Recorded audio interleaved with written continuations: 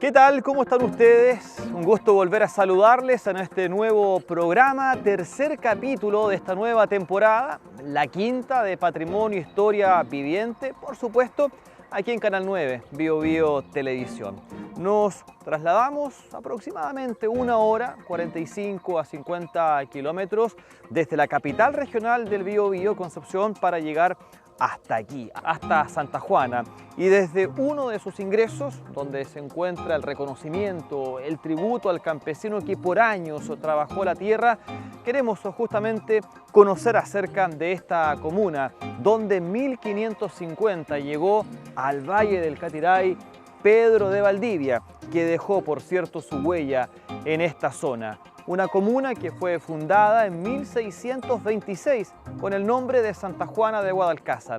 ¿Cuál es la razón? Bastante singular. Todo eso y mucho más en este capítulo de Patrimonio, Historia Viviente en Santa Juana.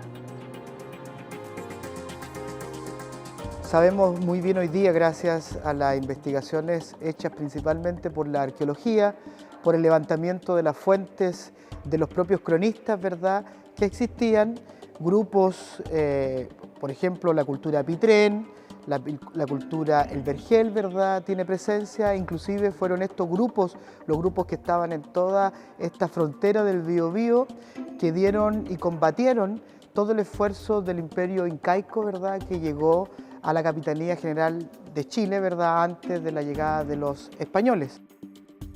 En este valle de Catiray estaban los tralcamahuidas principalmente, que eran etnias, ¿verdad?, también mapuches. Recordemos que fueron los españoles, sin tener un conocimiento etnológico profundo de todas estas tribus, ¿verdad?, que le colocaron araucanos, pero en verdad cada grupo en cada zona tenía un liderazgo muy pronunciado y tenía también redes sociales y implementos generales que lo hacían característicos de un lugar, de una zona a otra zona. Se dedicaban principalmente a la caza, utilizaban el gran curso del río Biobío, en donde se han encontrado también sitios arqueológicos, y son estos habitantes, ¿verdad?, que van a entonces a encontrarse especialmente con las huestes de Valdivia, que cruzan estos vados y que cruzan el Biobío, ¿verdad?, para penetrar toda la ultrafrontera.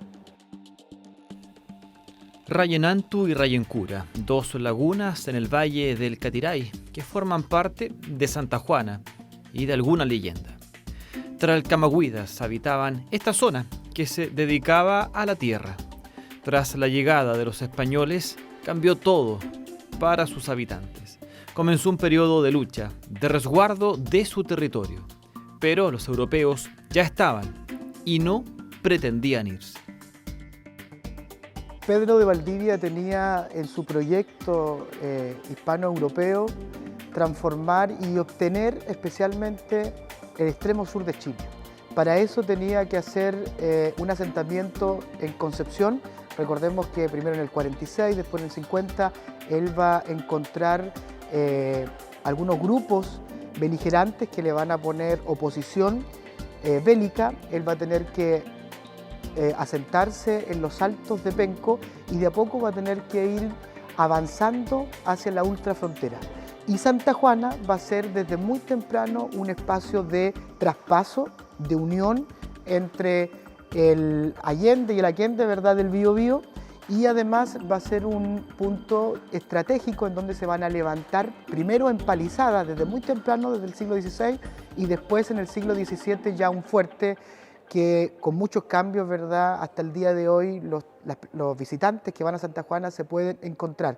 Es un punto de frontera que está dentro de un proyecto civilizador mayor, un proyecto ¿verdad?, bélico, más bien de mantención de una línea fronteriza para poder hacer un desarrollo productivo en el área del Allende del Biobío, ¿verdad?, que es nuestra área, pero también para poder ir penetrando e ir avanzando al sur de Chile, que le costó la vida, ¿verdad?, a Pedro de Valdivia, que le costó la vida a muchos españoles y que provocó un hecho muy importante que gravitó en toda esta zona, que fue el establecimiento permanente en el siglo XVII, en el amanecer del siglo XVII, con Alonso de Rivera, de un ejército de más de 2.000 plazas con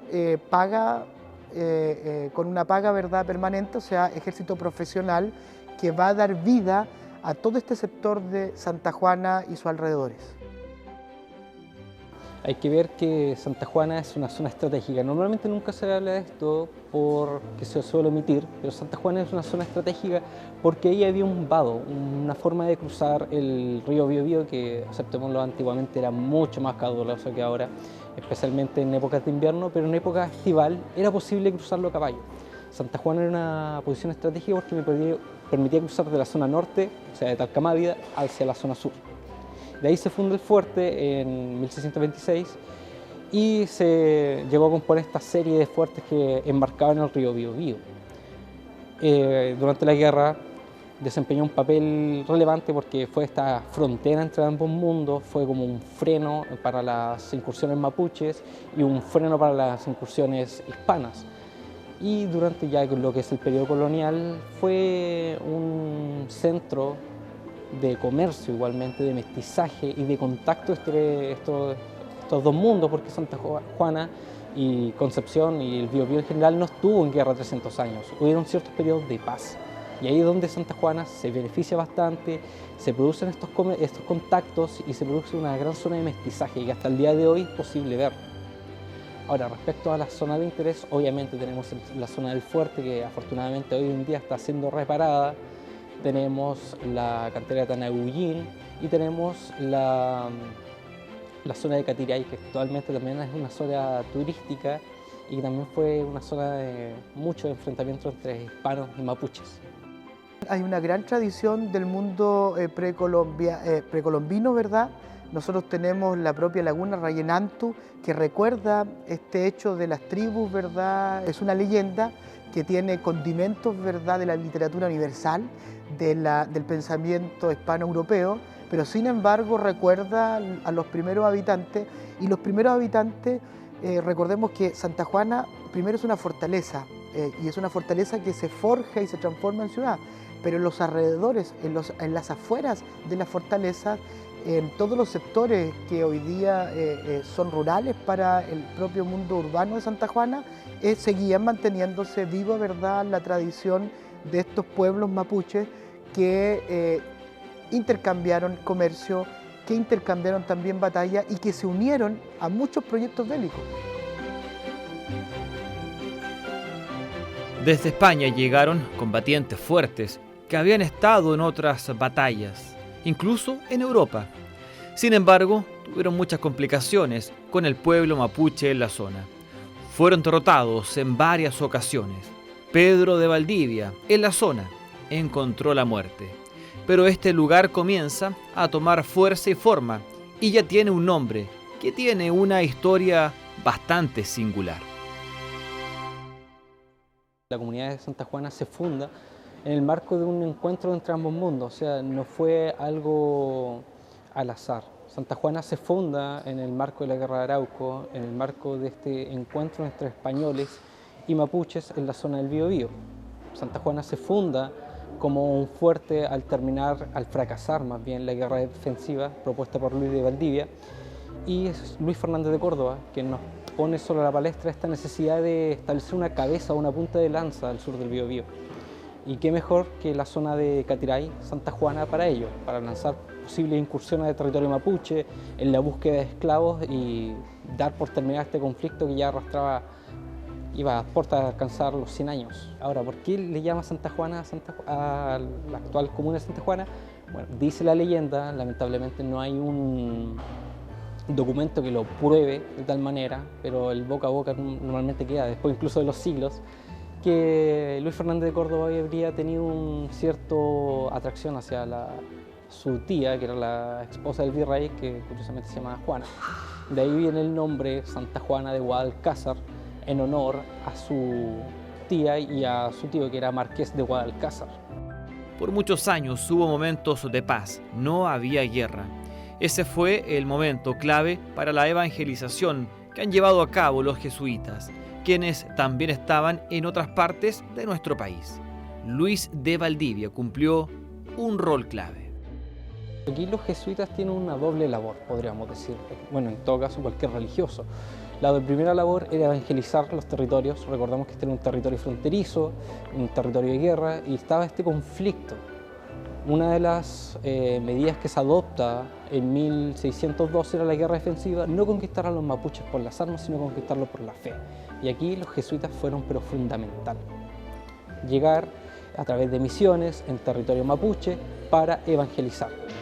Muchos no lo lograron y muchos otros recurrieron a muy malas prácticas. De hecho, hay registros incluso que jesuitas participaban en las famosas malocas lanzadas por los hispanos. Y ahora, el otro rol que cumplieron los jesuitas, especialmente en esta zona, era para poner un freno un poco a las pretensiones de ambos bandos. Por ambos lados habían deseos de guerra muchas veces por el tema del botín, que era muy lucrativo. Pero los jesuitas ahí tienen que llegar, poner un poquito mesura sobre la mesa y decir que su majestad en estos momentos no pretendía una guerra a gran escala, no pretendía una guerra abierta, sino que pretendía la paz. El proyecto civilizador hispano-europeo tenía como centro la evangelización y la cruz. Y es por eso que una de las primeras misiones evangelizadoras, especialmente desde los jesuitas, no nos olvidemos que hay otro Valdivia, que fue muy importante, que es Luis de Valdivia, que fue un padre jesuita, que concibió que la forma de dialogar y la forma de civilizar al pueblo mapuche a través de la guerra era equivocada, y él elevó las cartas y preparó toda una estrategia que se llamaba la guerra defensiva, con puestos y avanzadas misioneras, y esas puestos y avanzadas misioneras fueron muy importantes porque evangelizaron la zona, traspasaron, ¿verdad?, su cultura. Ahora hay todo un debate historiográfico, hay todo un debate, ¿verdad?, cuál fue su verdadero aporte, que también fue un aporte de imposición, que quiso eliminar, ¿verdad?, la cultura, pero fue una mano muy blanda en el buen sentido de la palabra, ¿verdad?, en contraposición con la espada, porque permitió, por ejemplo, captar el idioma mapuche y traspasarlo a las escrituras. De ahí vienen las primeras gramáticas del pueblo araucano, y gracias, ¿verdad?, al esfuerzo de los evangelizadores, hoy día podemos conocer mucho más sobre su cultura, sobre la forma de vida, porque en otras conquistas y en otros imperios coloniales había una visión de arrasar con los pueblos que estaban en el territorio, y en el caso de Luis de Valdivia y en el caso de este esfuerzo, ¿verdad?, era poder agruparlo. La actual región del Biobío fue epicentro de grandes batallas en la lucha por la independencia, y Santa Juana no fue la excepción. En esta zona se libraron luchas importantes que son destacadas por los historiadores. Crearon entonces los jesuitas no solamente iglesias, sino creaban escuelas de artesanos, se dedicaban a la orfebrería, algunos los capacitaban en los ebanistas, ¿verdad? Y no nos olvidemos que todo este esfuerzo evangelizador avanzó mucho hasta el siglo XIX. El propio Bernardo Higgins, ¿verdad?, estuvo en estas escuelas en donde los hijos de los caciques podían instruirse y podían prepararse con una forma y una mirada, ¿verdad?, de las dos culturas. Al igual que toda la frontera del Biobío, fue parte esencial para el periodo de independencia, primeramente jurando lealtad al rey en 1810. De hecho, en el libro de Santa Juana se extrae un poco este discurso que da el capitán Luna en la plaza de Santa Juana, y pidiendo lealtad a todos los santajuaninos. Posteriormente, muchas de las tropas que lucharon en ambos bandos, ya sean realistas o en el bando patriota o republicano o insurgente, como se le quiera ver, venían precisamente de esta zona de la frontera. ¿Y por qué? Porque las zonas fronterizas, Santa Juana, Santa Bárbara, incluso San Pedro, se componía de gente muy aguerrida, expertos jinetes, y eran codiciados por ambos bandos. Y también, al ser una zona estratégica, también permitía cruzar de un lado para el otro del Biobío, reclutar tropas, recursos, y de hecho más de una vez intentaron capturar el fuerte ya durante el periodo de la Guerra Muerta. Un poblado bastante relegado por el centralismo que ejercía Concepción, especialmente frente a ellos, y segundo por la distancia, la accesibilidad. Santa Juana, y hay que ver que toda la zona del Biobío, posterior a la Guerra de Independencia, sufrió bastante la Guerra Muerte, los perjudicó bastante, y a eso hay que sumarle el terremoto de 1835 que nos dejó a todos por el suelo. Santa Juana no fue la excepción y le costó muchísimos años levantarse, más de 10 años. Llegó al punto que se tuvo que cambiar la ciudad de las faldas del fuerte hasta su actual locación. Ahora, posteriormente fue relegada, aunque tuvo bastante rol, un protagonismo por su capacidad de producir elementos agrícolas. Santa Juana fue el que abasteció a los centros mineros de Lota y Coronel. Sin embargo, cuando estos centros ya comienzan a decaer, Santa Juana queda un poquito en el olvido y recién ahora, unos cuantos décadas atrás, está volviendo a levantarse.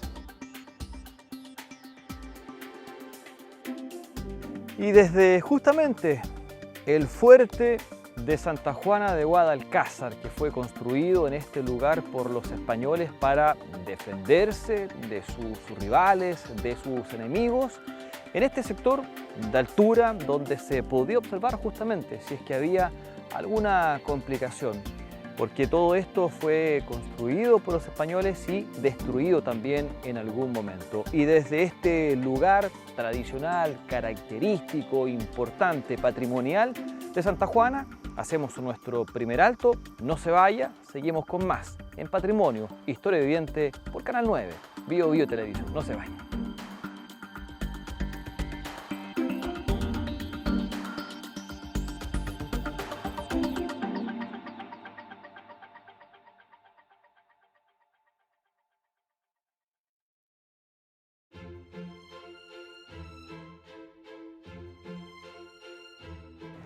Bien, de regreso ya aquí en Patrimonio Historia Viviente. Continuamos en la comuna de Santa Juana. Ya conocimos un poco acerca de su historia, de la presencia de Pedro de Valdivia en este lugar, también de diferentes personajes. Una comuna pujante, siempre agrícola, donde su gente ha permanecido en este lugar, una zona muy rural en base justamente a aquello. Pero poco a poco han ido llegando diferentes instituciones, organismos que se han instalado en este lugar para dar una mayor vida a esta comuna. Desde lo económico ha sido importante también la conexión que tiene con la comuna de San Pedro de la Paz y posteriormente a la capital regional del Biobío, Concepción. Pero eso también, por supuesto, fue con el pasar de muchos años y también con el reclamo de la gente de acá. La economía pujante de Santa Juana tuvo que sufrir incluso pérdidas en el traslado por el río Biobío. Todo eso y mucho más en este capítulo, aquí en Santa Juana, de Patrimonio, Historia Viviente. Santa Juana comienza a consolidarse con mucha dificultad porque viene un terremoto en el año 35, se mueve un poco el casco urbano, ¿verdad?, a su posición actual, pero la agricultura, que era la mayor fuerza, especialmente por la demanda de mercados externos que logró la independencia, hizo que Santa Juana se transformara en un espacio de terratenientes, de latifundistas. Ahí vemos, por ejemplo, a la familia Abello. Cardenio Abello, por ejemplo, todavía está con su busto en la plaza de Santa Juana. Su hermana Clorinda fue una de las que donó el hospital y también espacios para crear escuelas públicas para mujeres principalmente. Y se va creando entonces Santa Juana a mediados de la década del 50, después que Concepción, que mantenía todo este poderío, ¿verdad?, en la provincia, queda cercenado y queda muy agotado después de la Revolución del 51, en donde 2000 de sus hombres mueren en Loncomilla. Entonces Manuel Montt, que era el presidente, ¿verdad?, que había levantado y que le había ganado al Gran Concepción, porque había desplazado a Luis de la Cruz, intendente de Concepción, visita inclusive Santa Juana y la coloca como capital del departamento de Lautaro. Y eso era muy importante porque significaba que los pocos recursos que tenía en el siglo XIX el Estado, que llegaban a la periferia, llegaban, ¿verdad?, a las capitales departamentales, y Santa Juana entonces va a tener colegios, Santa Juana va a tener administración pública y Santa Juana va a gobernar administrativamente, como yo le señalaba, ¿verdad?, toda la costa de la cuenca de Arauco, hasta que se descubre el carbón. Y el carbón cambia la situación y los capitales que están en el agro, ¿verdad?, como el propio Abello, traspasan sus capitales entonces a la minería del carbón y resulta que se cambia entonces la capital de Santa Juana de Lautaro y se va a Coronel. Coronel se transforma en Puerto Mayor y comienza a olvidarse el primer ciclo que nosotros llamamos en la historiografía económica triguero, y vamos a pasar entonces a un ciclo minero especialmente con las minas del carbón, que no solamente están en la cuenca Arauco, sino también van a estar en la bahía de Concepción, y comienza un olvido a este pueblo, un aislamiento, porque las obras que se pensaban a la mitad del siglo XIX de adelanto, de mejora, van a traspasarse todos esos recursos entonces al litoral de la cuenca de Arauco. Con su microclima, ¿verdad?, va a llamar mucho la atención para que las personas puedan desarrollarse y puedan tener una vida tranquila. El problema era la conectividad que solo era el camino, ¿verdad?, que era un camino trazado muy antiguo, que es un camino muy bello, muy escénico, no tenía las condiciones para poder hacer un transporte seguro y eficiente de traer las mercaderías, sino tenía que hacerse a través del río Biobío. Los proyectos desde el siglo XIX, especialmente de un gran penquista muy recordado para nosotros, ¿verdad?, que es Pascual Vinimeli, que fue el que instituyó la pila de la plaza en el año 56 del siglo XIX, era llevar que el Biobío fuese completamente navegable, tener pequeños barcos de vapor, ¿verdad?, y traer la producción. Eso no se logró completamente, aunque hay testimonios, ¿verdad?, que en algún tiempo funcionó, pero no se logró consolidar, y el traspaso se hacía en balsas. Esas balsas muchas veces dieron tragedia, como la tragedia de finales de los años 50, en donde fallecieron varias personas. Entonces la vida santajuanina más bien se hizo hacia adentro, su propia producción, porque tuvo que luchar con la industrialización, pero también con la migración. Desde lo económico, el tema de este aislamiento, podríamos decir, tanto por el Biobío y tanto por la accesibilidad por tierra, que es un aislamiento que perdura hasta la década del 80, relegó a Santa Juana siempre un rol secundario, de abastecer a centros más grandes. Concepción, que lo abasteció con madera durante más de 100 años, estos centros mineros, que lo abasteció con productos agrícolas, y posteriormente, actualmente, con la industria forestal. Gracias a ello, Santa Juana hasta el día de hoy se logra mantener gracias a eso, pero este aislamiento sí o sí marcó un antes y un después, cuando se logra superar. El Biobío, como dicen por ahí, fue una maldición, estas tragedias que hubieron, donde mucha gente murió intentando cruzarlo en invierno, y el camino que hasta el día de hoy aún hay demandas por mejores condiciones para el camino, incluso el transporte. Esta zona fronteriza normalmente estaba muy deshabitada en comparación con las valles centrales. Posteriormente, con la llamada pacificación, comenzaron este avance del Estado chileno hacia el sur, y de ahí comenzó a ser colonizada, y llegaron familias desde el norte para colonizar esta tierra. Y ya en el siglo XX también llegan muchas familias extranjeras. Hay que ver que, por ejemplo, una de las primeras familias extranjeras que llegó fue un italiano, de la mano de la gran migración italiana que tiene lugar a principios del siglo XX, los famosos faletos, que hasta el día de hoy es posible encontrar a sus descendientes allá, un hombre muy destacado que incluso participó en la Primera Guerra Mundial. También tenemos migración francesa, alemana, y actualmente, y que ha sido un gran aliciente para el tema comercial, familias de origen palestino, que desembarcan en Talcahuano y que llegan acá. Como ha ocurrido en gran parte de nuestro país, los terremotos han provocado que el patrimonio material se pierda, desaparezca. Aún quedan vestigios del fuerte, la laguna, pero otras estructuras ya no son parte de la vida cotidiana de quienes viven aquí, que tienen una identidad bastante reconocida. Que siempre se han sentido muy arraigados a su tierra, uno lo pude ver cuando fui para allá varias veces, pero actualmente el tema patrimonial va de la mano de dos cosas, porque uno, como dices tú, el tema de las catástrofes aquí en la región del Biobío nos ha pegado muy fuerte, y gracias a ello no hemos tenido un patrimonio material. Mucho lamentablemente no se puede conservar porque supone un riesgo para la población, pero actualmente, gracias a labores municipales, se está logrando una reconstrucción, un mantenimiento de lo que es el fuerte de Santa Juana de Guadalcázar. Se le están quitando estos falsos históricos que estaban presentes, estas arboledas que nunca estuvieron en el plano original, y se está intentando rescatar lo máximo posible de lo que era la pieza original. Lo mismo se está haciendo con la historia, se están llevando a cabo el trabajo de difusión, y el mismo libro de Santa Juana, que fue un trabajo de rescate de la memoria santajuanina. Pero un tema que han abordado mucho y que han trabajado mucho desde el sector cultura ya, es el rescate del patrimonio humano, rescatar estas labores de la gente de Santa Juana, estas labores tradicionales, de los fabricantes de teja, de las hilanderas, de las cantoras, de los molineros, que son oficios tradicionales que se han ido perdiendo, pero que allá se intentan mantener vivos por el rescate de la memoria y el pasado de los santajuaneños. Actualmente Santa Juana busca insertarse en esta modernidad, quizás en este desarrollo un poco más sustentable, porque como dices tú, en la industria forestal y en menor medida la industria agrícola tiende a tener un impacto muy significativo en la vida de sus habitantes. Santa Juana no ha sido la excepción, por ende hasta el día de hoy, como se han dicho en incontables instancias por parte de comunicados municipales, Santa Juana vive un problema de sequía. Y eso es lo que afecta a su sector agrícola, que es su principal motor.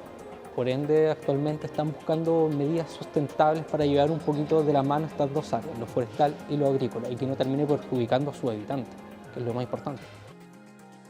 Muy interesadas en la identidad agraria, en su identidad local, muy orgullosos de su historia porque creen que su historia fue co-construida por ellos mismos y por sus familias. Ven alejadas, ¿verdad?, la mano del Estado, que efectivamente llegó muy tarde. La propia construcción del camino, ¿verdad?, casi a fines del siglo XX demuestra lo tarde que llegó el aporte estatal, y han visto entonces cómo todo se ha ido construyendo en familia. Hay muchas redes familiares, hay mucho orgullo de esa propia construcción y muchos quieren mantenerse. Cuando uno llega a Santa Juana, ¿verdad?, lo primero que hay, un hermoso monumento a sus propios hombres. No hay ningún miembro de la élite, no hay ninguna industria, ¿verdad?, que se identifica. Yo creo que Santa Juana se tiene que posicionar en el ámbito del turismo, que es lo que está buscando a través de sus fiestas patrimoniales. Está muy cerca, ¿verdad?, hoy día, gracias a la conectividad de Concepción. Tiene que hacer alianzas con San Rosendo, con este cruce, y tiene que forjar, ¿verdad?, y tiene que seguir difundiendo esta identidad, porque cuando alguien llega al aeropuerto y se pregunta hoy día ¿dónde puedo ir al campo?, a veces lo mandamos a Rere, porque tiene 2 museos, pero la conectividad es mucho mejor a Santa Juana, con un camino escénico precioso, ¿verdad?, y además poder cruzar al otro lado y llegar al patrimonio ferroviario en San Rosendo. O sea, yo creo que hay que hacer una ruta, y esa ruta es necesaria hacerla desde el gobierno regional, desde Cernatur, desde los propios actores locales, y nosotros aportar con lo que sabemos. Creo que un elemento que caracteriza mucho a Santa Juana es este casi tránsito entre dos épocas, porque uno cuando llega a Santa Juana y ve a los santajuaninos, ve por un lado este deseo de modernidad, de poder insertarse en estos mercados, quizás mundiales incluso, de ser un poquito parte de esta globalización, pero también se ve este deseo de mantener lo suyo. Uno va a la plaza de Santa Juana y ve una plaza que tiene historia, que no es de este siglo, sino que del siglo pasado, y ve ese deseo de la gente de decir: mi pueblo tiene historia, mis ancestros se remontan a generaciones atrás y no es algo nuevo. Y eso yo lo quiero cuidar, eso dicen, y eso yo veo en muchos santajuaninos.